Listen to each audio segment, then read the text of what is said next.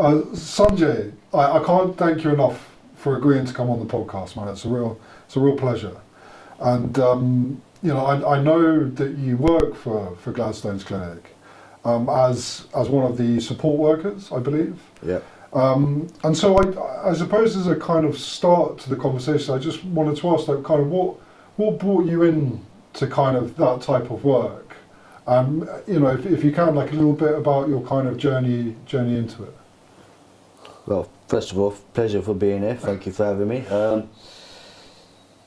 What brought me here? Well, funny how this is an occupation that I would never thought that I would be doing and loving to the point, to where it is. But it's where life took me, suppose. Bit of background, I was raised in East London, and growing up what felt like poverty to me, little did I know what a privileged lifestyle I had. I was very ungrateful. I say privileged in the sense of I always got what I wanted. I never took no for an answer. If I can't get it, I will steal it. I will, at the end of in my journey, got to a place where I will shit on my own doorstep by the hands that feeds me. I will steal the food out of your mouth if I was that hungry, because my needs are greater than yours, and that's an attitude that I grew up with. That's what I mean by privilege. I never got a pony or nothing for my birthday. No, that wasn't what I wanted anyway. What I wanted was what anyone else had, basically, and even that, it just wasn't enough for me. Nothing was ever enough for me.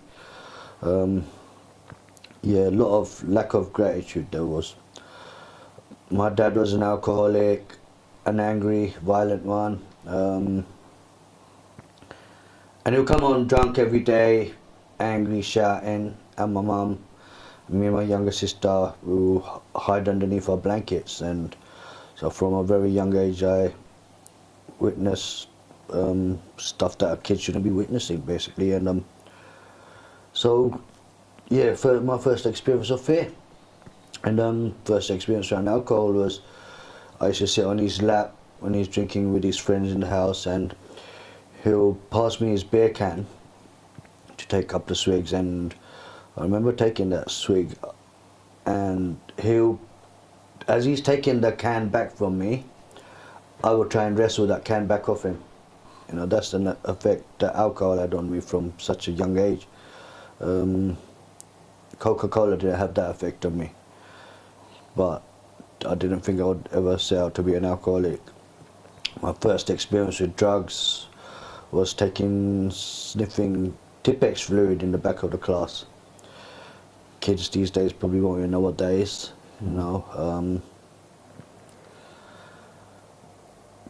I started on cannabis after that, 12, 13 years old. Just seemed like the normal thing to do when I was growing up. But I remember seeing, back then I had a big ego but a very low self-esteem. I was smaller than everyone, and I was always curious, how do I fit in this world? And anyways, to the guy smoking a spliff, the naff hoodie on, soft rings on each finger, and a big spliff coming out between his fingers, and it looked cool. I looked in his eyes and he just looked like he ain't got a care in the world, and I wanted to be that person, so I did. And further, much more than that, my illness progressed. By the age of 14, 15, I was kicked out of school for fighting, which I didn't really think much of anyway, because I was in bottom set in all my classes, so it wasn't much of a loss to me. I didn't understand the value of education back then. Went to work in a factory. Then at 18, I picked up crack and heroin. And from 18, my life was what I thought is over, you know, from a very young age. Before that, my using was fun. It was ecstasy, speed, cocaine, in nightclubs, raves, and there was no consequences. Until I picked up hard drugs at 18. And as soon as I started, and I couldn't stop. My first prison sentence was at 21. And I remember the judge sentencing me, he only sentenced me for a couple of months, but I cried because I wasn't expecting a prison sentence. It was a surprise to me and I was scared. But my first experience in prison, when they let me out in the morning for association, I was on the ground floor and I looked up and I saw everyone just running around doing their wheeling and dealings. Everyone's happy to be out the cell. And there's people shouting my name because I'm recognised from the street across the wing, and people are looking at me and I'm feeling recognised. And I thought, this is great, this is a playground, I'm going to love it here. So I did not say I'm not going back, you know, as some people say when they go to prison. That wasn't my experience, no. I spent the next 20 years bouncing in and out of prison, and I became institutionalized. Drugs is a problem, of course, and my life is unmanageable. If I'm not relying on the care system to put me to treatment centres, detoxes, I can always rely on a set of handcuffs, you know. So prison became a saviour, in such words, you know. Yeah. I can go to prison and I'll get fed, go to gym, I'll go to school, and I can just chill with myself, smoking roll-ups, having a cup of coffee, and I loved it, you know. It wasn't always fun, of course. I've had fights and all that, the prison stuff, yeah, but yeah, I always looked out for the positives. I get to detox or whatnot, you know, only to just get out and make the same mistake again. Remember once I went to prison and I was beaten black and blue due to the consequences of my using, and I was in a drugs group and I wrote a goodbye letter to drinking drugs, and I sincerely meant it. Be released from prison, and 2 weeks later I'm back in the same prison, in the same group, and inmates asking, Sanjay, that letter, that sounded so convincing, what went wrong and what happened? And I'm like, I don't know what happened, because I didn't understand addiction and I didn't know what I was up against, basically. You know, and I didn't know that my willpower wasn't going to cut it. Not that I even had any willpower against picking up a drink or a drug. Is what my understanding of it is today. My justification was always the off license came before the station. You know, so I never stood a chance. But little did I know that what we call powerless over the addiction. I don't have a choice. My addiction is so bad that I don't have a choice to pick up. I'm going to pick up drink or drugs no matter what, because that's what I do and that's all I'm known to do. I don't know any better. But I didn't understand that back then, you know, and yeah, it took me to a lot of dark places, to commit a lot of crime, rob my family blind, you know. My family had to disown me, you know. At the end of my use, they were like phoning the police every time they see me. I had injunctions to go, I can't go 100 square meters near my mum's house. Yeah, and I've tried everything to get well, fellowships, yeah, detoxes, rehabs, hundreds of hospital visits. I say that without exaggeration. There was once a time I'm in a hospital bed and the criminal justice intervention team, who I was liaising with them at that time, they come in the hospital and see me, and he said to me, you've been in hospital 15 times in the last 30 days. And that's just 1 month out of a whole, 15 times. So I said 100 without no exaggeration. I said, but yeah. He said he'll come and see me later on. Which he did, and he told me, yeah, get ready, you're going to a detox. Furthermore, we're going to fund you for rehab. So people looked out for me. They tried to help me. I just wasn't helping myself. Was the problem. And yeah, nothing. I can't stop for the love of life, limb, blood, dead blood, whatever. I just can't stop. I nearly even died once, 10 years ago. I woke up in a hospital to find out that I had 2 cardiac arrests, and I was in a coma for 10 days. I was 36 years old. I was supposed to be invincible at that age. But that was a disappointment that I got up. I wanted to die. That's where my using took me, and it didn't start off like that. It wasn't always like that.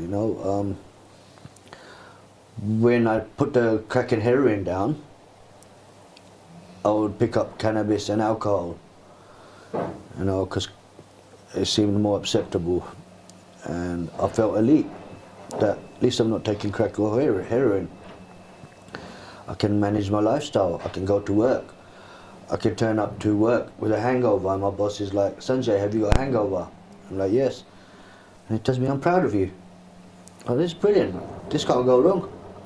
So I wasn't expecting it to go wrong with alcohol either. Alcohol was what started off as a substitute, which became a solution, which then became a problem. I used to wake up in my early days, and thank God I woke up in my own bed. Don't know how I got there, don't know what I'd done the night before, but I knew I was up and ready to go again. I don't know where I crossed the line. I'd wake up and it was a case of, oh my God, not again. It's Groundhog Day, it's not fun anymore, my drinking. I've woken up and I've pissed my pants. So, yeah, if I haven't got beer cans outside I'm shaking like a leaf. Yeah, my body's like what we call delirium tremors. My body's in shock, and I need to get alcohol in me. I don't want to drink, but I have to. I'll crawl to the off license. I'll get to the off license, which is 5 minutes away, would take me an hour to get to. Whereas if I was withdrawing for heroin, I could run to the dealer, who's a mile away. But yeah, the off license, that's 5 minutes away, would take me an hour to get to. And I get to the off license, shaking like a leaf. I'd have to hold a beer can with 2 hands, put my head over it, then try and get it back down me. And my first few swigs, I would spew them out. My body is even not wanting it, it's trying to fight off, but I needed the alcohol just to stand up on my feet, just to look anyone in the eye, to talk to anyone. Yeah, that's where my alcoholism took me. I was drinking against my own will. Do you remember the point when you kind of accepted that something needed to change? Well, was there like a moment? There was loads of moments.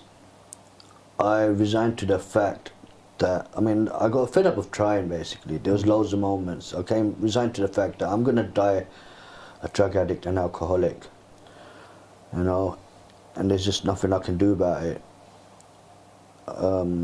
Hoping this is the phase, it'll end someday or something. That was my belief. Didn't know that I can do it, but I'm going to need help. I'm going to need to listen to people, and I'm going to need to put some action in. Whereas my expectation is it's going to just happen. I'm going to wake up and I'm going to be alright one day. That was my expectations, because I was pretty smart, in a sense, but not so smart. But like you'd wake up one day and a change just would have taken place, and you'd be over it. Yeah. You'd be done with it. I'll be done with it. Yeah. Yeah, it's my expectations. You know, one day, like I said, I go to keep on getting in and out of prisons, hospitals, and all that. One day, something's got to click. Because I know I've got opportunities to stop. You know, I leave these places. Given any amount of time I've done a detox, is probably the best time to stop. Now, the detox, it can get rid of the physical um, dependency, but the mental obsession is still there. You know, that was the problem. I didn't know that's another challenge that I will have to be facing. I wasn't educated around what I suffer with. You know, my experiences couldn't explain to me what I suffer with. You know, or I'm just stupid or something. You know, I mean, it must be stupid or something, because if you tell someone drinking drugs is bad for you, and you go and take drinking drugs, and the experience is bad for you, and you're stupid to go and do it again. You know, yeah, I didn't know what to think of it. It's just, like I said, I just resigned to the fact this is what I do, and this is just the way it is. You know, I remember there was a time where my using did get bad, and I can see how bad it was, because where it's taken me to in my life, you know, like for example, heroin was the worst word I've ever learned, you know, because I affiliated blood, needle, and diseases. I started on the foil for 20 years, which is bad enough, but after 20 years later, I'm on picking up needles. You know, I had a girlfriend that's using, and she out of the blue, she just, yeah, you want to do a needle? And I'm like, yeah, sure. Well, not a second thought, you know, because before that I thought I will only pick up a needle in desperation. Desperate situations, you know, but yeah, it wasn't the case.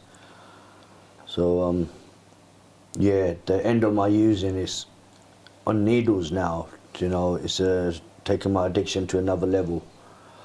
The worst bit was, as much as I was suffering, there was no desire to stop. And I realized that, you know, that hang on, I've got accustomed to this life so much now, I can't even see a way out, and it's turned to I don't even want a way out anymore. I'm not even wishing it upon me that I want to stop. You know, it's how far drawn I've got, how far deep into it now.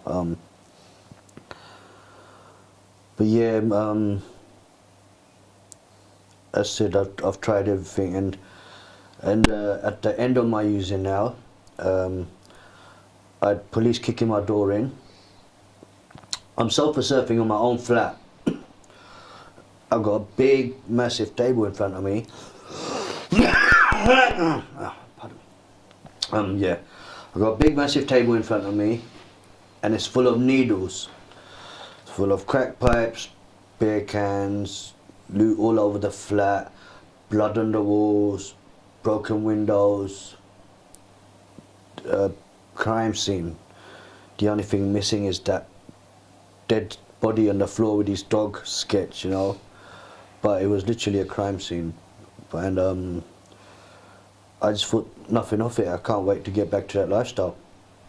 That's where it took me, you know. And apart from that, I grew up with class, you know, with morals. But yeah, that's how low it took me to see there's nothing wrong in that lifestyle.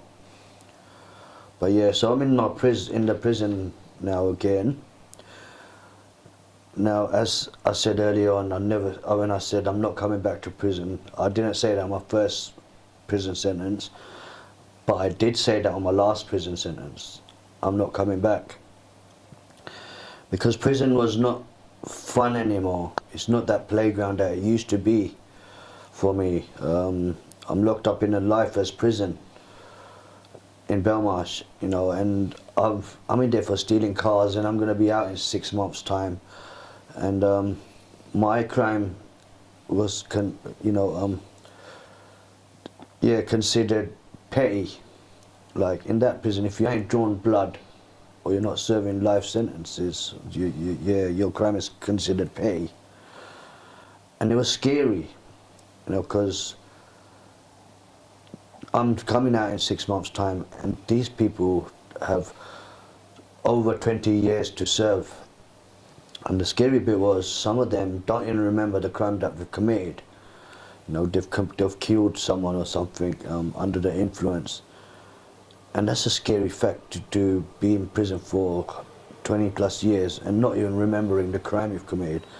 And that opened my eyes, because I drink to blackout. That's my sole intentions. I'm not someone who drinks moderately, neither do I intend to. And when I drink, I look for conflict. I look for fights, because I've got that small man syndrome going on. I want to fight for the world. So I'm aware that can easily be me. So that was a scary fact, but I was in a church group there once, and my key worker, she walked in with an application for funding, which was a surprise to me. It was just a myth that was, it's something that I was pursuing on the street, but it followed me in prison, an application to ask for funding, which I did. And I applied for a treatment centre where I've been before, which I enjoyed. It was like a holiday. They do rock climbing, canoeing, archery, gym, and all kind of activities. So I went and chose that treatment centre. Might even get a girlfriend out of it. Again, it's my experiences of treatment centres. Yeah. So, yeah. I filled out my application, got accepted. I left prison, and leaving prison, my key worker there, I wanted to go to the treatment centre in like 2 weeks' time after I've landed, because I want to have another use up. But no, they never accepted that. You have to come straight away. So okay. Also, sorry, Sanjay, Yeah. just in case, to some people who are listening that aren't familiar with that, how does that process work? So you're kind of there, and you fill out. Is there a waiting list? Is there an interview? We get an application for funding first. Okay. You got to write a convincing letter to get funded first of all. It costs a lot of money. I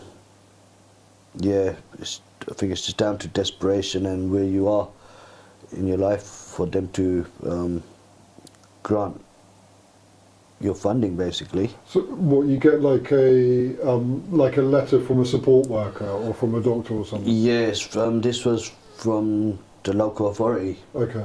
Yeah, local authority, the people who have all the money. And then, based upon the immediacy or the urgency of the description, desperation, of course. Yeah. So yeah, I was made application, which was accepted, and then I was given the choice of what treatment centre I want to go to. So I went to the one that I'm familiar with, like I said, which is like a holiday, and I knew that I had unfinished work there, because as all of this is going on, my illness is progressing. At the same time, I am learning, I'm learning how my illness is progressing, and this is how I'm behaving, and realizing what needs to be changed. It was a slow process, but some people learn slower than others, I guess, and that was probably me. So yeah, leaving treatment, my support worker there, he agreed to give me my ticket at the station. What he didn't tell me was I'm not allowed to get off 2 stops down the line and go and score and stuff, which was my stomping ground anyways. And I'm familiar with this treatment centre. I know I can turn up, they're intoxicated, they don't care. They've got funded, that's all they care about, you know. They've got the money. So they'll accept me as long as they don't need to detox me, they're alright. So yeah, I'm aware of that. So I got off and went to my stomping ground, went to my local crack house, because my flat it's gone now. It's got brand new windows. Yeah, it's got brand new windows. Someone else has moved in. Probably needed them. Yeah, that's right. So yeah, that was my flat. So I went to the crack house around the corner, soldered some crack, heroin, got a bottle of vodka. I had my pipe and I enjoyed it, but I thought, yeah, this is good, but it's not that good. I waited 6 months for this. Get another one, get another one, get another one. I thought to myself, hang on, you've been here before. This is not going to change. I've got an opportunity here. I can either stay in this crack house, which is the owner's more than happy to have me there because he knows I'm a good grafter and I can pay his way. I can stay there, or I've got a train ticket here. I can either jump on this train ticket and see what happens, because that was my thinking, just see what happens, you know. No expectations that something's good's going to happen or I might get it right, you know. Why would I, having so many failed attempts? You know, I have no expectations that I can ever do any good off my life. So yeah, I strolled out here with just the clothes off my back and a bottle of vodka with no expectations of getting it right. I'm in this treatment centre. The first group, I've told them my story, and I'm no stranger to treatment centres. The facilitator was even like, so you are probably someone who knows how to tick all the boxes. Yes, that I am. Now, this time what I've done differently in treatment centre is I was honest, you know, learning out of all of my previous experiences. The facilitator was like, Sanjay, you got all this wisdom, knowledge, information, experience, you've got an advantage. And I thought to myself, what advantage? I've got nothing but failed attempts. And I knew I had to do something different. So that's exactly what I've done. I've done what everyone else seems to be doing, and they seem to be doing all right. You know, so what worked for me was fellowship. They take us out to 12-step fellowships, 12-step meetings, which I'm a, you know, big fan of. You know, it's what we call a spiritual solution to a chemical problem. And we get well on the base instructions written on a big book of Alcoholics Anonymous.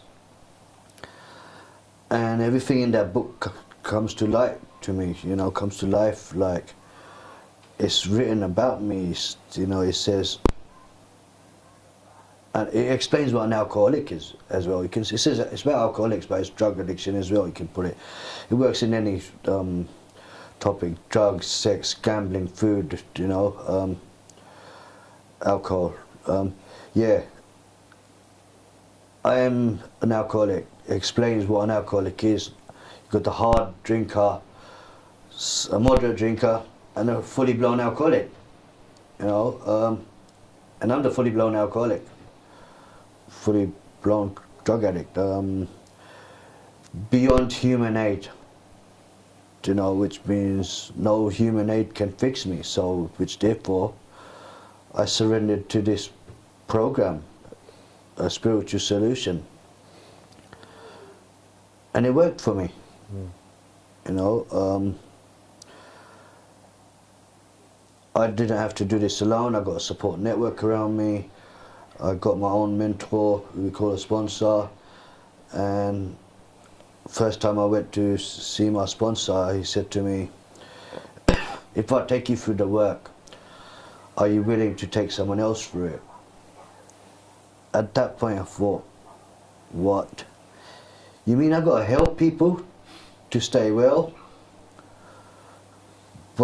said I was out of options. My ideas didn't work. I didn't even mean it, but I said to him, yes. But then also I thought, hang on, if I want to help people, I want to be the best at it, and also I'd like to get paid for it. That was my thinking. So what I'm going to do, I'm going to take step by step and get there. So I went to college. My first course was counselling. You know, I was clueless before I come out here. I didn't even know how to use a Wi-Fi code. I didn't know what Wi-Fi code was. You know, I said I was in bottom set in all my classes, and I find myself in college doing a counselling course. I only done the first one,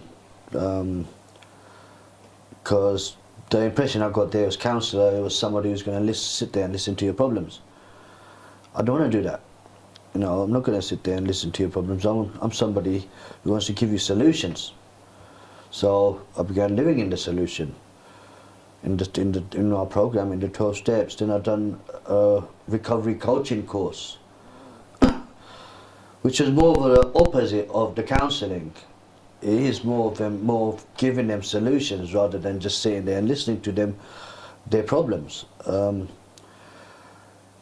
Yeah, I've done more courses, working with vulnerable people, mental health, IT, basic IT, just, you know, I didn't never use a laptop or anything before. So yeah, basic IT courses, and my final course I'd done was health and social care, which was a very challenging course, but I loved the experience of it. Yeah, also before I got to Gladstone's, I had the experience working in another housing association for drug addicts and alcoholics. I gained experience there. My contract never got renewed because I failed to take initiative, which I was always honest about, you know. I told them where I struggle.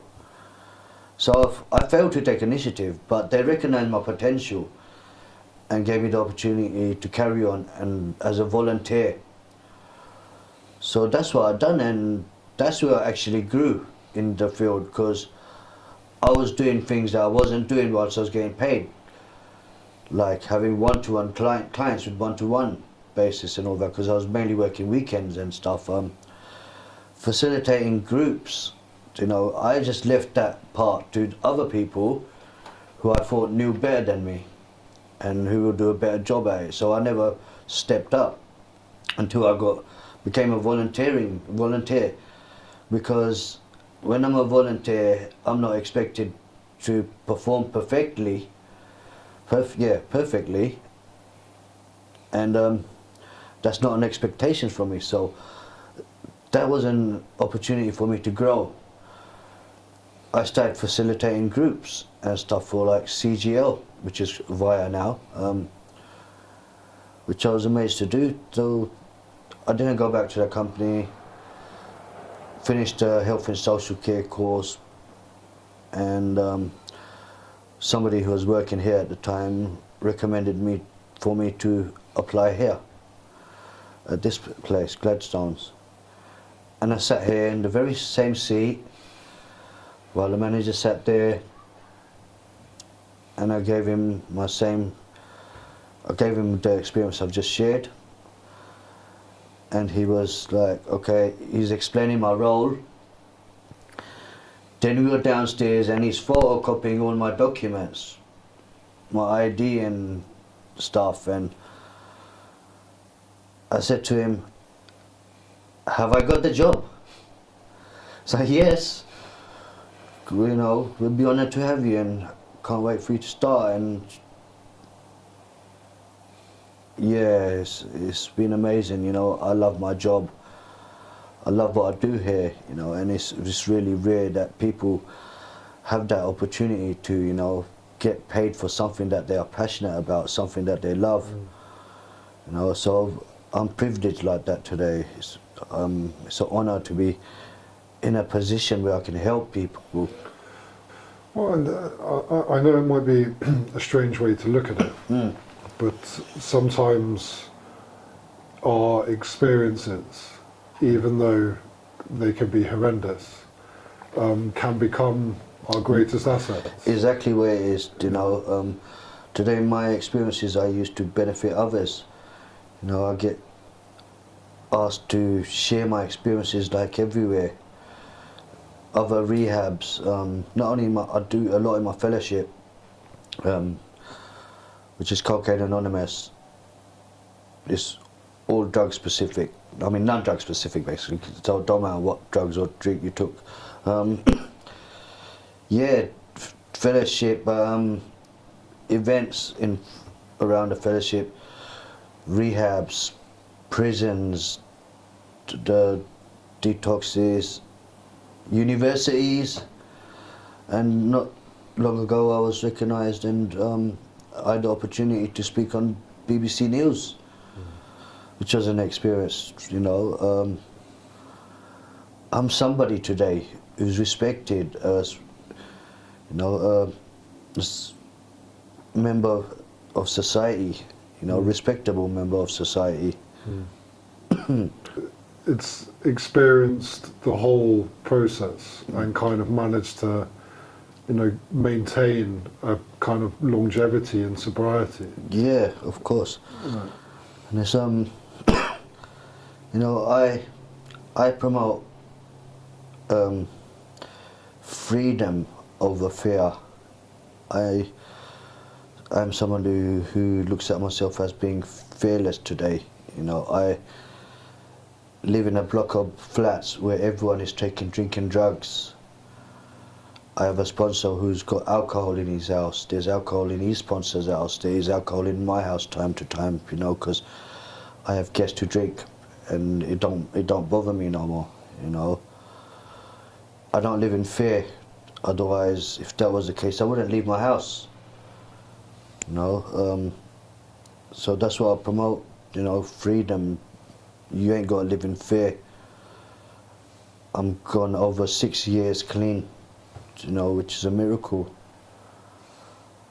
Things I've achieved. As I said, I passed my driving test. I got a car. I pay my bills. I even paid TV license, you know. Yeah, stuff that I've never thought that I would ever do. And I'm progressing. You know, I'm always on what's next. And I'm excited. I'm optimistic, you know. And I'm interested to ask, like, you know, when you come across people in active addiction, or, you know, maybe they're trying to get well, Yeah. and they just can't quite get a foothold, if you know what I mean. They can't quite get the momentum. And you know, when you were speaking earlier, you said that you had many moments. Yeah. There were many, many moments. And you know, that bit where you mentioned where you went back to your old stomping ground and you had the train ticket, and you'd waited 6 months to kind of score, and you did, and it just did. That's a fascinating moment. That is all the of moment. them, Of because course, in any other given day, it would have made sense to stay in the crack house rather than jump on this train. So I can't explain what happened to. it was like a lot of different events kind Yeah. of converged into a moment. Yeah. You know, you just had, you know, different things going on for you, maybe. Yeah, you know, that was the window of my opportunity. And do you think for lots of people they have to kind of find that moment, like you can't create it for someone? No, yeah, that's right. You can't. As I said, I believe in a spiritual solution. So, in other words, it happens in His time, whoever's God's time, or whatever you want to call it. You know, just because it clearly didn't happen on my timing. Like I work a 12 steps program. You know, we can see a lot of people come in there desperate, and they want to stop. You know, and everyone is like, I need to do this. I need to do this. I want to do this. You know, I have to do this. But for me, it's okay. Now it's that I get to do this. So I had to change my thinking. I get to do this. It's not a case of oh, I have to do this. It's gonna be a case of having a ball changed to your ankle. I'm in the privileged position to do this, and the program, everyone wants it. Everyone wants what I've got, and I to tell them this program doesn't work for the people who need it. It doesn't work for the people who want it. Because when I needed it, I didn't want it, and when I wanted it, I couldn't get it. My program only works for me because I work it. So it's all about action.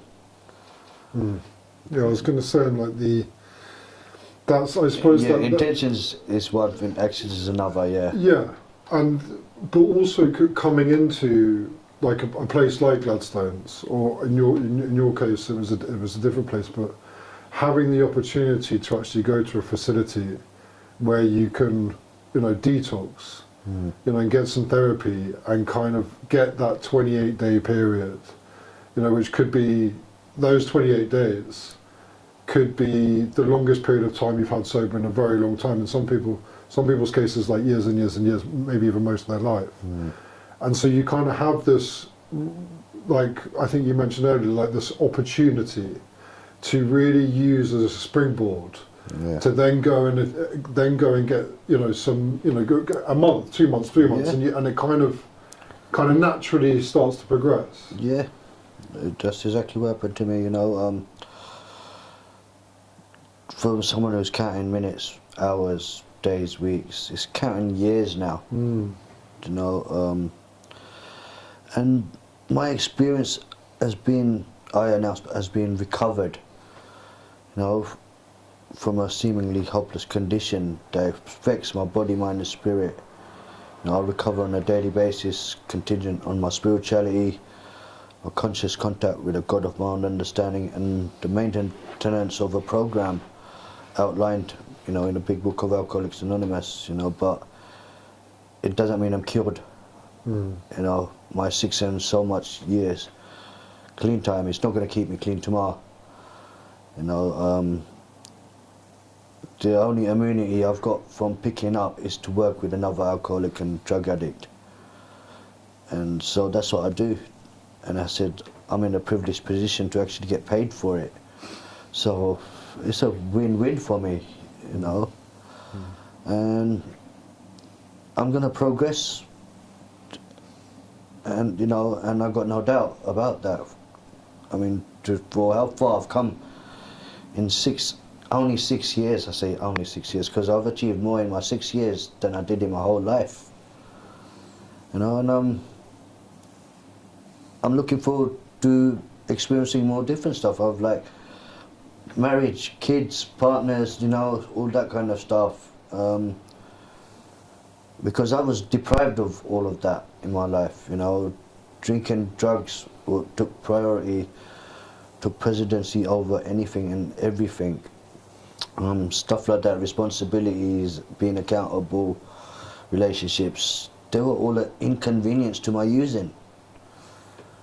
Now I can live life on life's terms. My biggest fear wasn't putting the drinking drugs down. My biggest fear was, what kind of life am I going to have without taking drinking drugs? Because my experience was always being a case of, I'm always obsessing about using. If I'm not obsessing about using, I'm obsessing about not using. And then both places are dark as each other, and the voice in my head always surrenders to the one that says, you can put an end to this voice in your head just by going and picking up a drink or drug, and it'll just shut it up. So drinking drugs wasn't the problem. There was a solution to the problem that I didn't even know existed, which was just basically living life on life's terms. So that was the problem. And in terms of addiction, is it very black and white to you? What it is? No, it's complex. I can never make sense of it. No, it's complex. Yeah. Do you think it can be different for different people? It is different for different people. Yeah. It's like love working here because I learn as well from people's experiences, and I know that just because I've got my own experiences, I'm not necessarily got the answers to their problems or experiences. You know, each individual is going to have their own different experiences.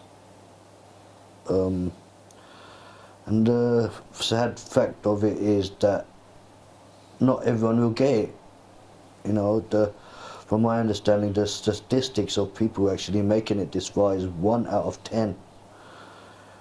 You know, addiction is a very powerful illness, as we could call it.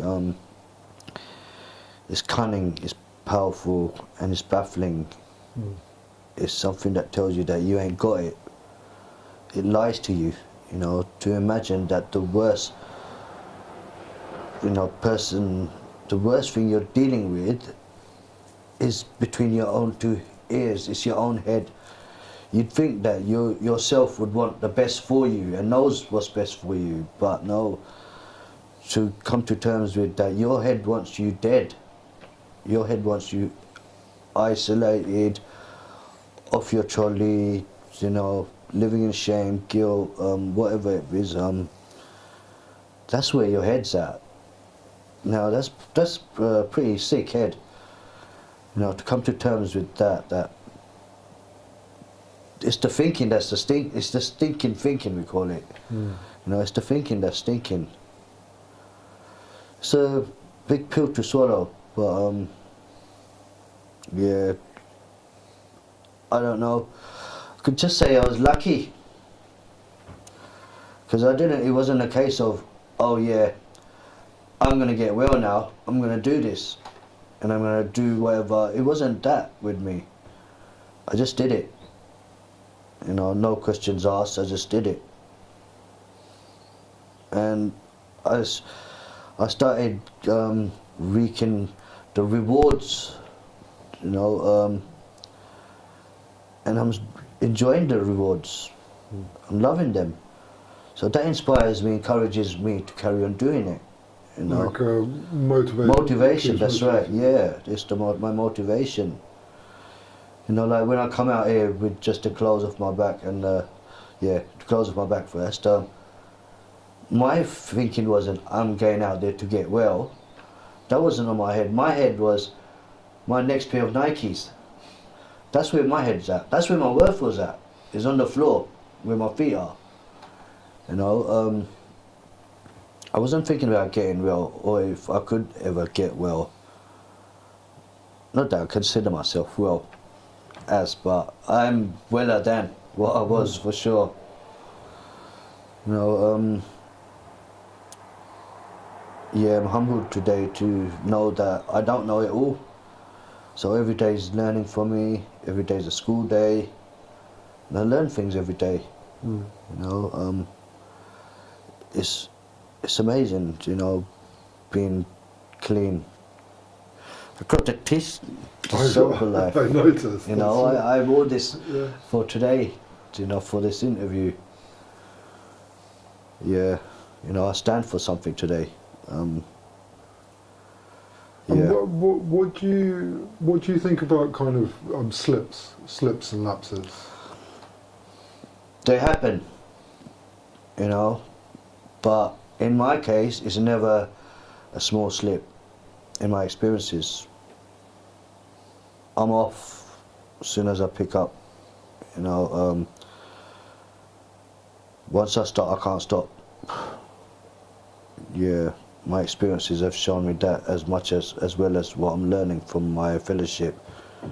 Once I start, I can't stop. So, like a slip for you isn't really a slip. It's not a slip. I can't slip. No, I'm gonna fall. Yeah. You know, I'm gonna fall. Yeah, I've tried that experiment time and time again. It'll be different next time. One ain't gonna hurt. You know, I said I don't intend to drink moderately or take drugs. There's no fun in there. Controlling my using, there's just no fun in there, and I'm not privileged to do that. Other people may be. Yeah, I've had to accept that fact as well. Other people may be able to do that, You know, they can take drink or drugs and go to work, live a lifestyle.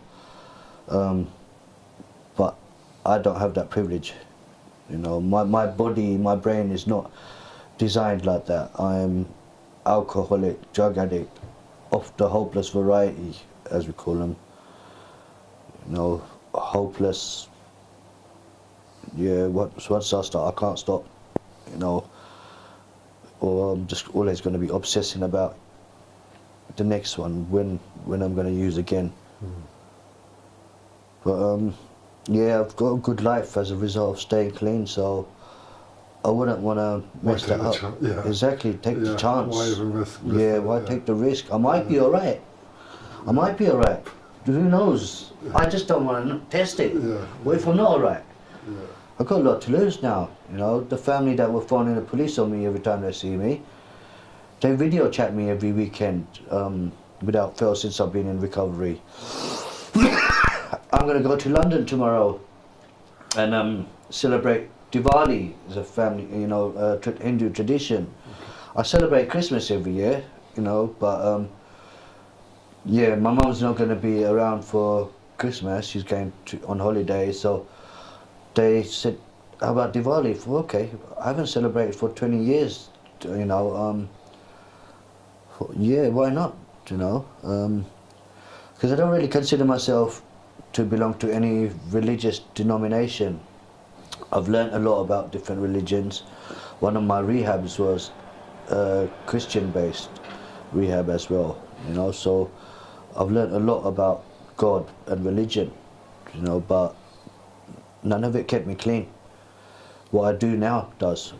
You know, my own concept of God, whoever, whatever that is, I don't know. You know, God is too big for me to understand. You know, he's not that small. If he was that small, he wouldn't be big enough to take away all my problems. You know, it says in our book, a modern day addict, alcoholic is a stickler for facts and evidence. If this stuff wasn't working for me, I wouldn't be doing it. You know. Yeah. And you know, not just you. I mean, it helps untold amounts of people around the world. I mean, it's global. Of course. I think I've heard you can literally go to any country around the world, you can find a meeting. Yeah, that's right. And it's incredible, really. Exactly. When you think about it. 24/7, online, face to face. You know, I'm part of something that's much bigger than me now, and it's great to be part of.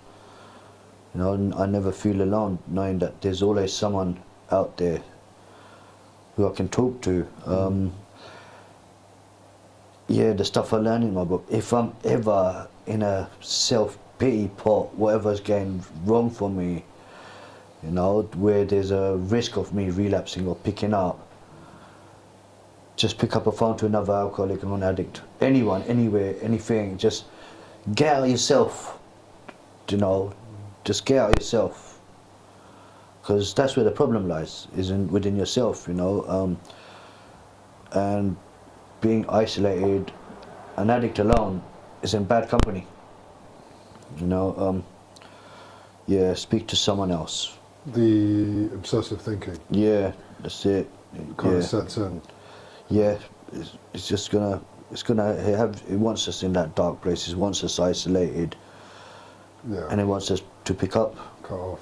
Yeah. I just wanted to come back to a point that you made earlier. You mentioned, like, there's, I mean, the statistics. It's hard to kind of, I think, find absolute kind of statistics, but I think the ones that are out there, you know, you mentioned that it was kind of like 1 in 10, or around about, like, but basically it's not a high percentage of people that really kind of get sobriety and manage to maintain it for a kind of significant amount of time.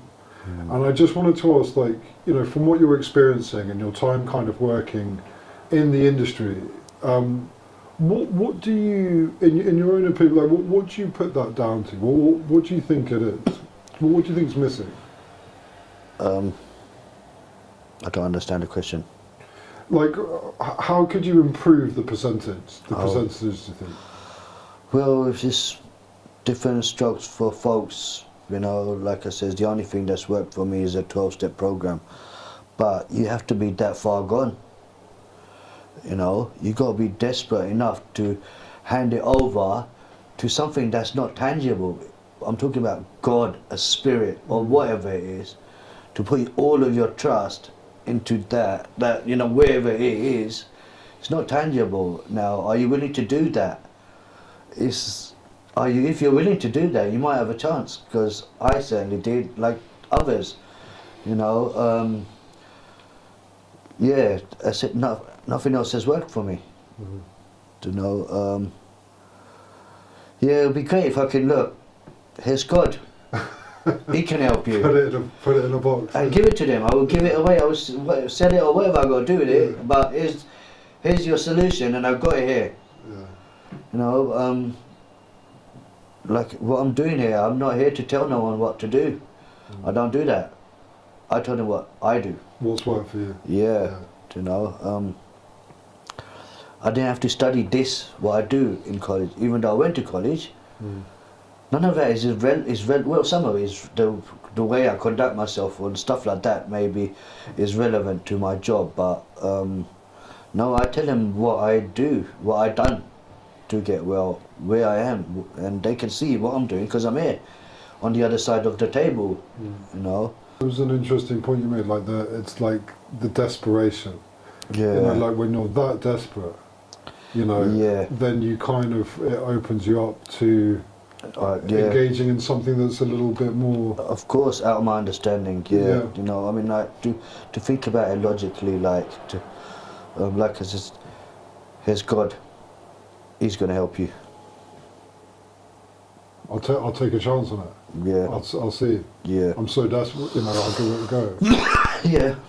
Do you have, like in the communities or in the industry, do you come across people that have found other ways? Church, some people, like I said, I don't know how far they were gone, because even in our book although the principles come from the Bible itself, but it's a case of faith without works is dead,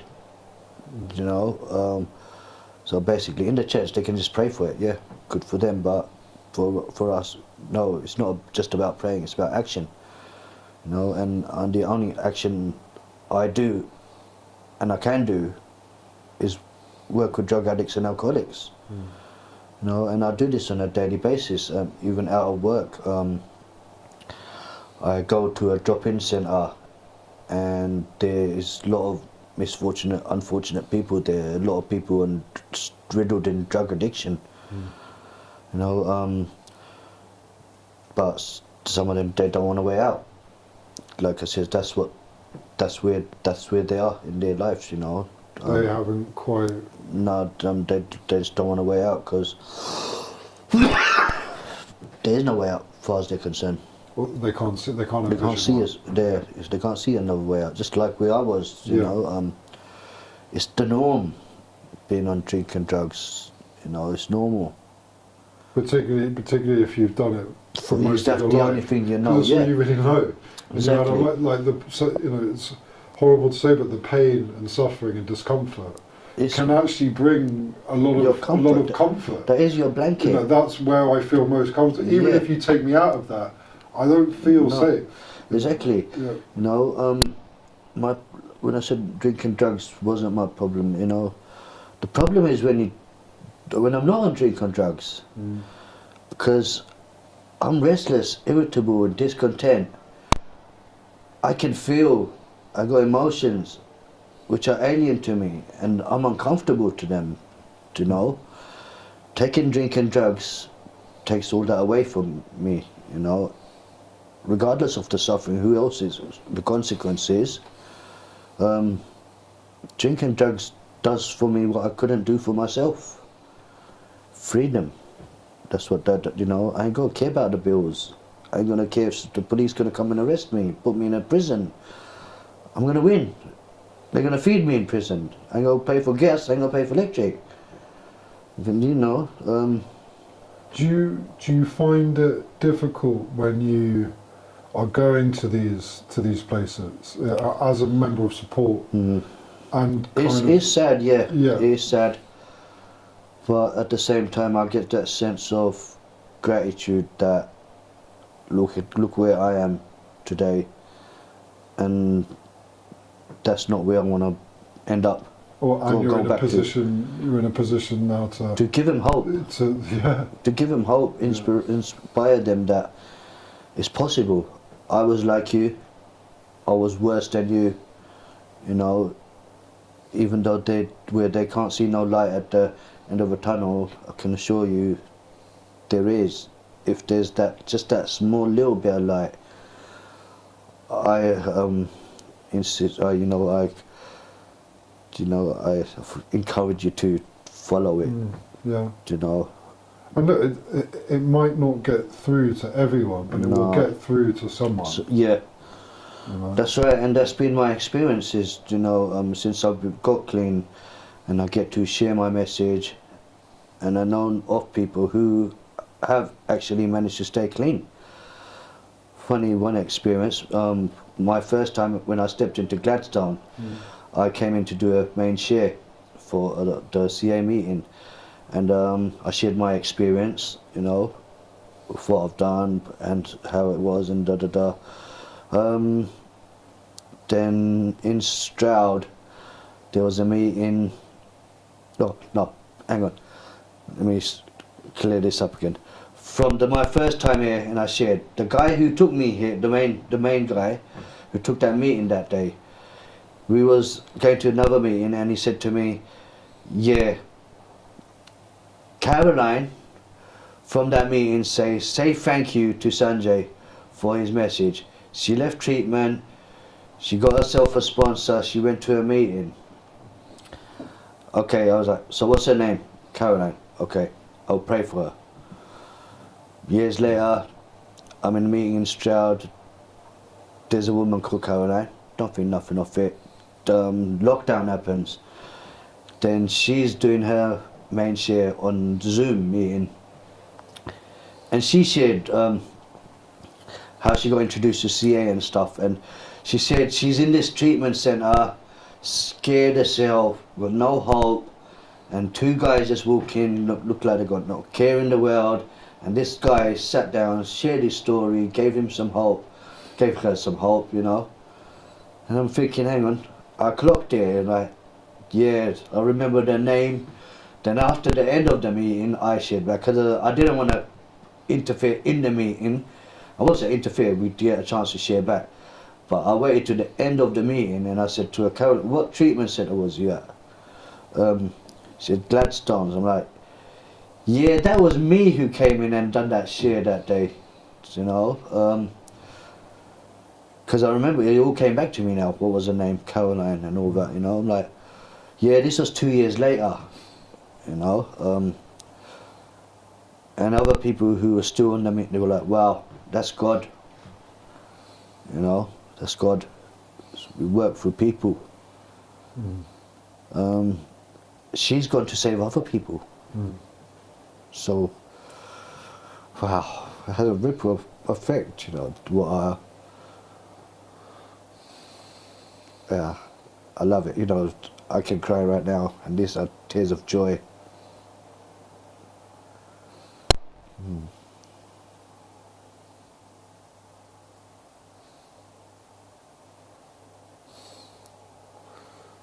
Yeah, it's amazing. It's amazing how it works. And often it's, I think within those communities they say it's, fundamentally it's addicts helping other addicts. Yeah, that's right. There's no, it's almost you have to kind of go through it to understand it to help another one. Yeah.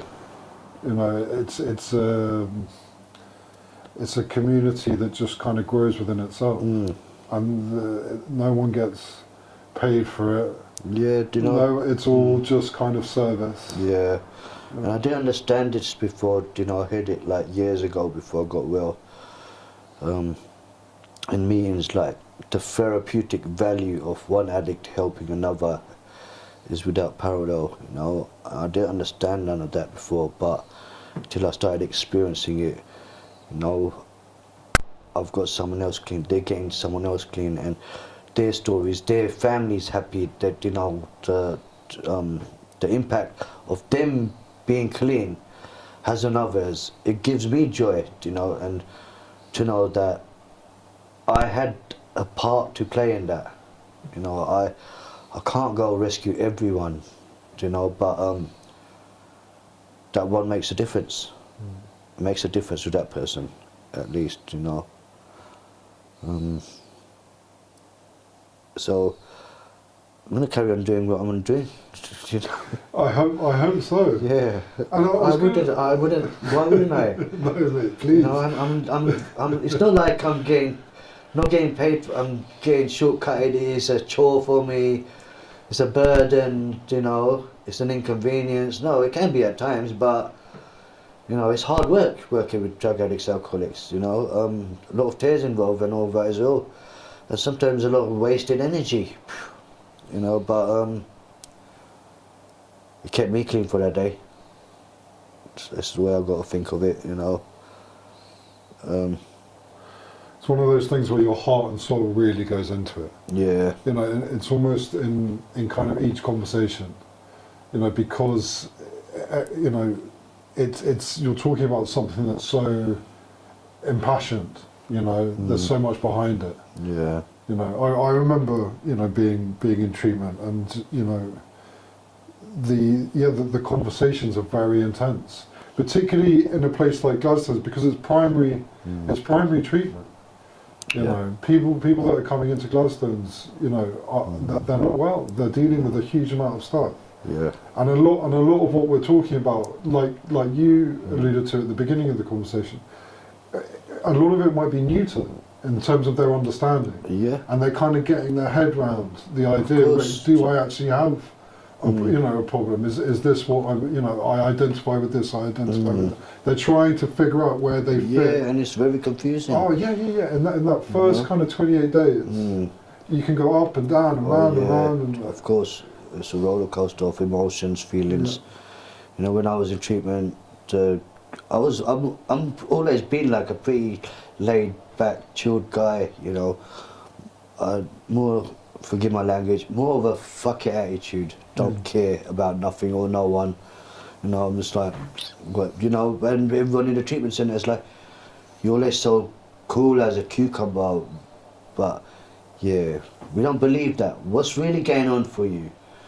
You know, like I'm wearing a mask and I'm like, I know what they're asking me, but I'm like, listen, I am emotionally disconnected from my feelings.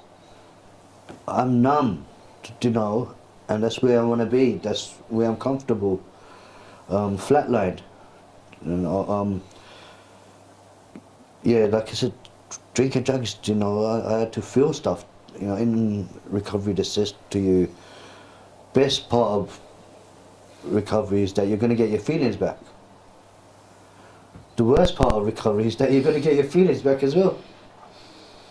You know, and I love it, like you just witnessed yourself. I nearly got down in tears.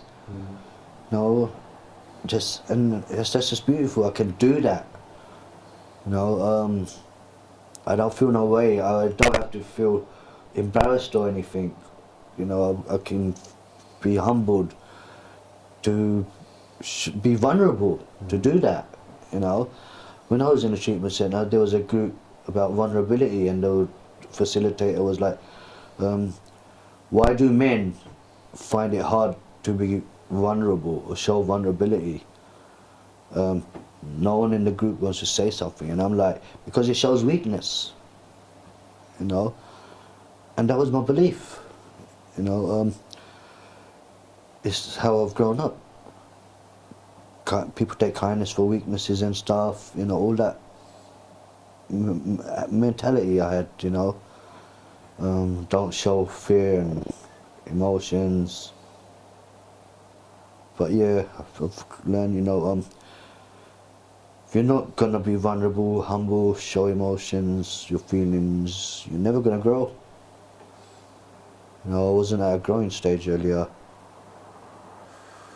The realization that, you know, being vulnerable and kind of being able to show emotions is actually A strength. strength. Yeah. and it's kind of, a lot of people have kind of got it backwards. Yeah. You know, interpreting it as a weakness, but it's really not. No. You know, and like exactly like you said, it helps you grow. Like sometimes when I've been vulnerable and I've had a good cry, yeah, like after I feel like so much. Relief. I feel tired, relieved. I feel exhausted. I feel relief and just almost like a weight's been lifted. Yes. You know, and you can just through that you know that you're releasing something that your body needs to release. Yeah. You know, so you're kind of like doing yourself a big favour. Of course. You know. Yeah. It's like a natural process, you know, and it can get quite dangerous if you don't do that and you bottle it up and you let it fester, whatever that feeling or emotion is. It comes out sideways. It can come out as something else. Yeah. You know, problem for people like me, it comes out in the form of a drink or a drug. Yeah. You know. So that's why I'm grateful to my program as well. It's about keeping in a fit spiritual condition. You know, because and I have to be on top of stuff. One example is I'm a guilty one for this. There with dirt on my skirting board. You know, I can look at it, and I'm not cleaning it up. I'm going to the gym. I'm going to sleep or whatever until it gets to a point, you know, that procrastination. I know I've got to clean it up. No one else is going to clean it up for me. I'll do it. It takes 30 seconds to clean and it's done. Now, if that's key, if I'm not on top of a small little thing like that, going through my day, I could get pissed off at someone else for something, for nothing. It's got nothing to do with me. And what my program allows me to do is bring it back to myself. Alright, Sanjay, what's not going on right for you? Everything else is good. You know, I've got no complaints. Yeah, you ain't clean the skirting, you ain't clean your dust on your skirting. Yeah, maybe so. I don't know what that's got to do with that.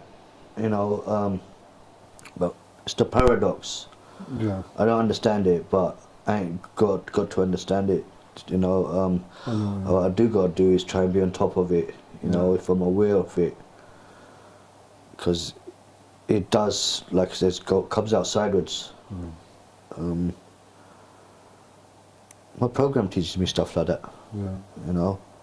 Yeah. No, I know what you mean. It's almost like ignoring the small things, maybe. You know, and putting them off. But I was just noticing the time. Yeah. And as you know, you usually like to finish a podcast or to close a podcast. Yeah. I like to ask a question. Yeah. And the question is like, if to anybody who might be listening, if there's a family member or a loved one, or someone who's going through active addiction and they're lost and they're not sure what to do or who to contact, or if someone close to them doesn't know what to do, what advice would you give to those people if they're listening? There's help available. It's all down to, are you willing to accept that help? Asking for help is not easy. You know, as says earlier, it's vulnerability, showing your weaknesses, that to even admit that you need help. But help is available. Not everyone can afford to come into treatment centres.